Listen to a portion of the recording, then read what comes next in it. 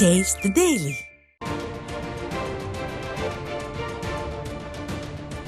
கள்ளக்குறிச்சி மாவட்டம் சங்கராபுரம் அருகே வட செட்டியந்தல் கிராமத்தில் 20க்கும் மேற்பட்ட வீடுகளுக்குள் மழை நீர் புகுந்து 3 நாட்களாக வடியாததால் தூக்கமில்லாமல் குடியிருப்பு வாசிகள் தவித்து வருகின்றனர்.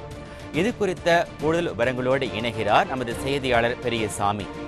வணக்கம் பெரியசாமி, அங்க இருக்கக்கூடிய சூழல் பற்றி எங்களுக்கு சொல்லுங்க. வணக்கம் மணிபாரதி. கள்ளக்குறிச்சி மாவட்டம் சங்கராபுரம் பகுதியில் கடந்த சில நாட்களாக இரவு நேரங்களில் பலத்த மழை பெய்து வருகிறது.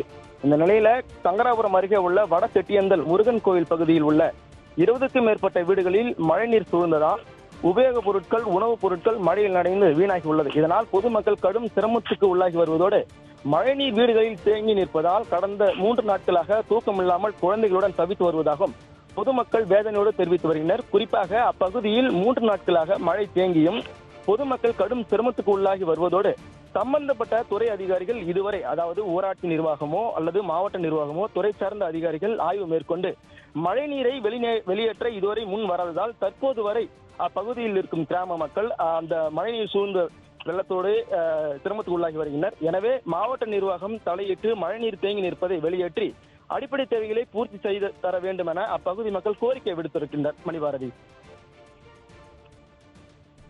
விவரங்களுக்கு நன்றி பெரியசாமி.